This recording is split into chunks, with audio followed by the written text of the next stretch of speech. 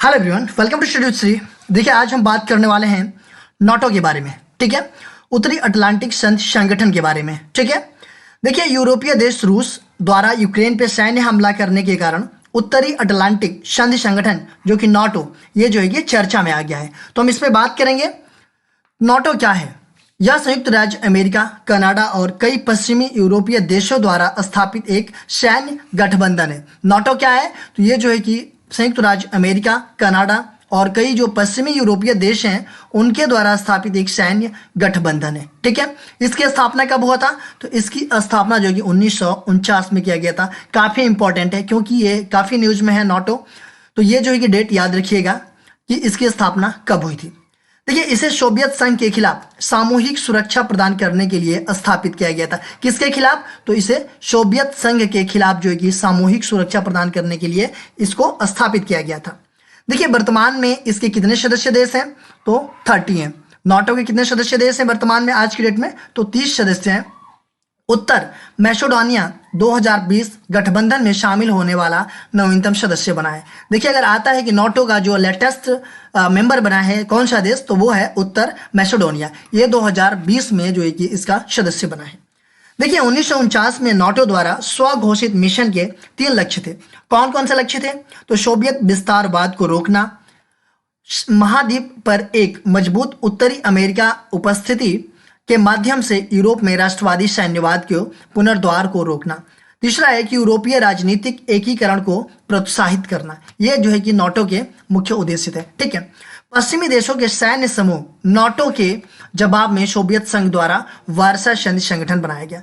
देखिए, पश्चिमी देशों के सैन्य समूह, ये जो नाटो है, इसके जवाब में सोवियत संघ के द्वारा कौन सा बनाया गया? तो वार्सा संधि संगठन बनाया गया नाटो के अपोजिशन में। ठीक है, उसके बाद से देखिए बात करेंगे हम वार्सा संधि के बारे में कि वार्सा संधि क्या है।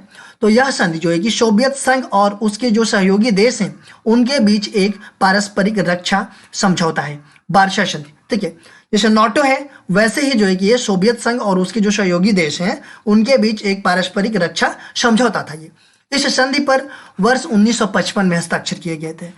ये वार्सा संधि पे 1955 में हस्ताक्षर कर दिए गए। नाटो में कब किए गए थे?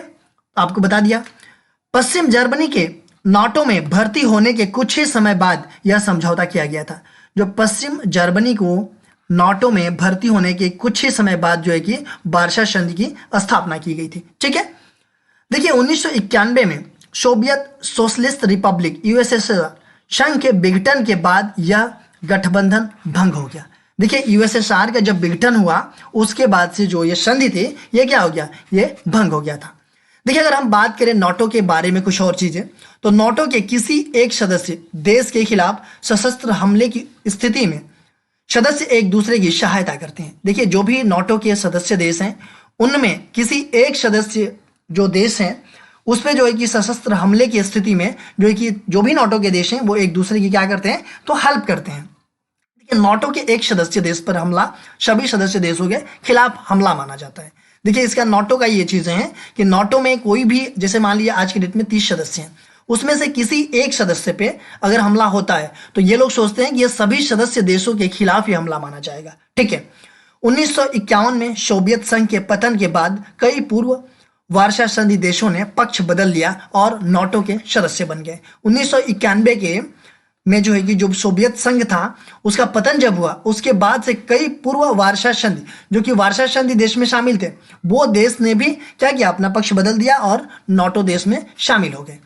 28 मई 2002 को रोम घोषणा में नाटो और रूस के बीच आपसी संबंधों पर परामर्श और सहयोग के लिए नाटो रूस परिषद NRC की स्थापना की गई।